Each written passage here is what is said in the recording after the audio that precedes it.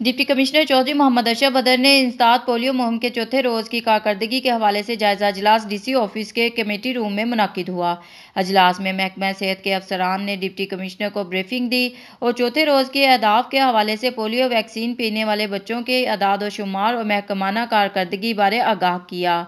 4 दिनों में मजमूई तौर पर पोलियो मुहिम में 4,20,372 5 साल से कम उम्र के बच्चों को पोलियो के कतरे पिलाए गए। इस मौका पर डिप्टी कमिश्नर चौधरी मोहम्मद अशरफ बदर ने कहा कि कौम के नौनिहालों को उम्र भर की माजूरी से बचाने के लिए मुहिम के आखिरी दिन तमाम टीमें भरपूर मेहनत करें। कोई बच्चा पोलियो की 2 बूंदों से महरूम न रहे। पोलियो का खात्मा कौमी जिम्मेदारी और पोलियो मुहिम की कामयाबी सेहतमंद माशरे की जमानत है। डिप्टी कमिश्नर ने वालिदैन का शुक्रिया अदा किया कि उन्होंने पोलियो टीमों के साथ मुकम्मल ताउन किया।